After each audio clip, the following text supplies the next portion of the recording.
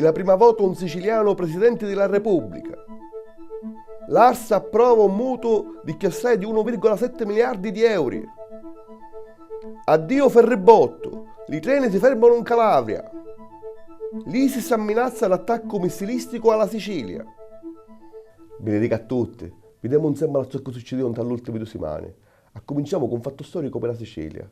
Per la prima volta nella storia della Repubblica Italiana è un siciliano a essere lo presidente. Infatti, lo passato 31 di Naro, alla quarta votata, la prima unni abbastava la maggioranza semplice, i grandi elettori scegliero a Sergio Mattarella, siciliano di Palermo, come nuovo presidente della Repubblica Italiana. In tali giorni passati, i mezzi di comunicazione dettero ogni tipo di informazione possibile sopra Mattarella, che forse per il suo carattere non era un personaggio assai conosciuto. Ora le prime 2 cariche dello Stato sono siciliane.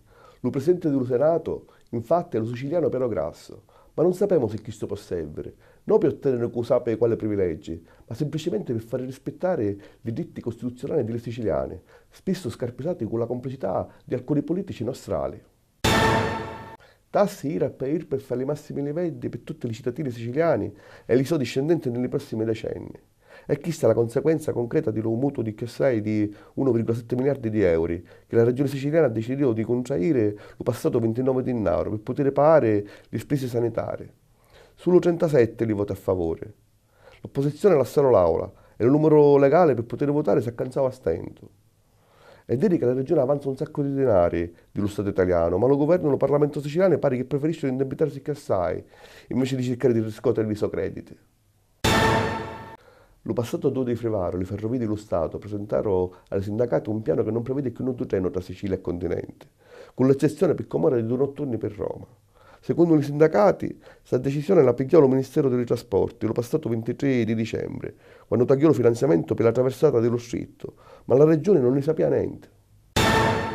Nelle anni passate ha cominciato a ferriare in internet un documento programmatico che pare essere dell'ISIS, chiamato The Islamic State 2015, che attirò l'attenzione dei servizi antiterrorismo. Dentro questo documento c'è una mappa dove si può vedere che la Sicilia e Palermo, in particolare, sono indicati con filecci perché obiettivi di attacchi missilistici di fare nei prossimi anni.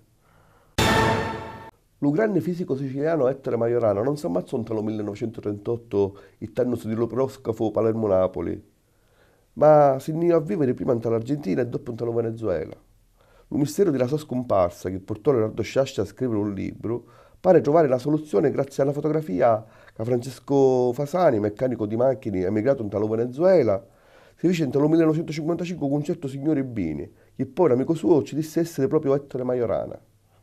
Il procuratore di Roma, Pier Filippo Laviani, fece esaminare la fotografia ai carabinieri dell'Orris e in giorno si appelò il risultato. La faccia di Bini è perfettamente compatibile con la faccia dello padre di Majorana, quando aveva la stessa età di Bini. Sinceramente, noi non vediamo molta somiglianza tra Majorana giovane e Bini, ma decisiva risultò essere una cartolina che Fasani trovò dalle macchine di Bini. L'aveva mandata Quirino Majorana, zio di Ettore.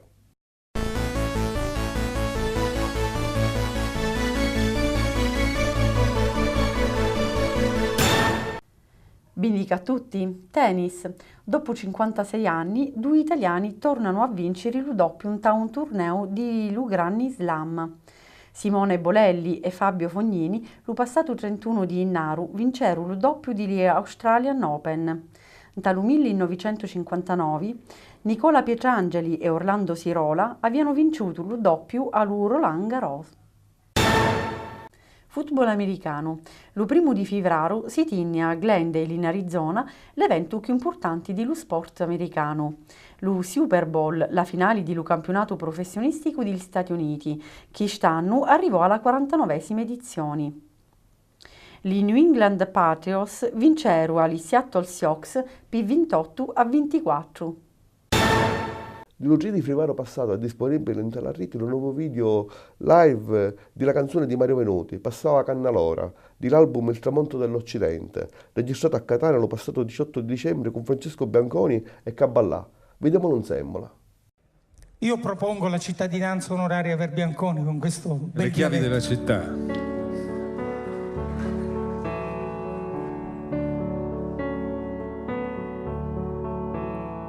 Passavo a Cannalora, Recchiancari, a Ficelo e ballare, suonando a Macarena,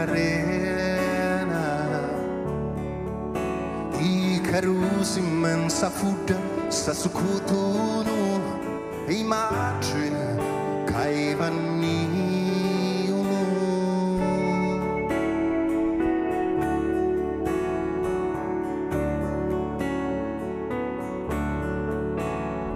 Tu viri ranzignari di misteri, che gusti mali fruscoli non ti posso mantenere. Non succhio i tempi di menanno gli angeli, quando ogni figlio ti faccia varico. Hai tu sapete hai tu che si fa di oro di tutta sta munizia, tu n'aria dare ancora a sta città, non ti capi la tua pizza.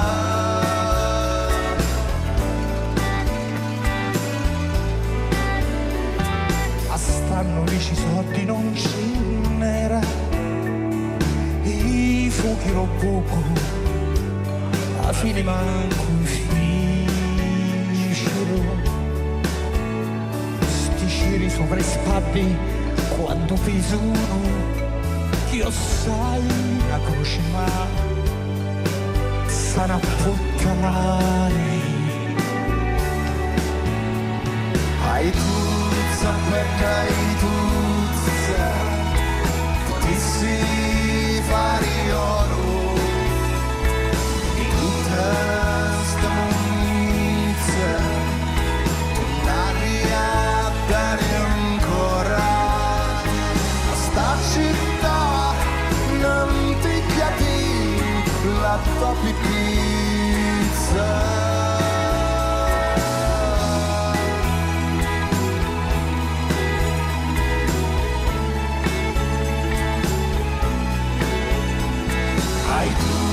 Sapete tutta, sia vita è una iangata, tu fammi una carizza e donna andare ancora a sta città, non ti capi la tua ricchezza.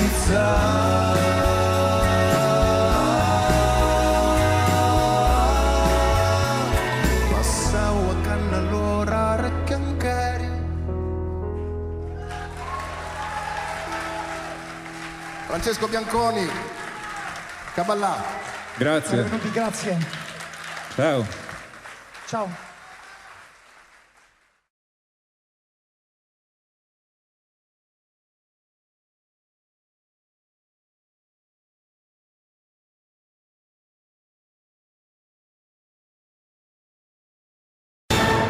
Questo è tutto per questa puntata.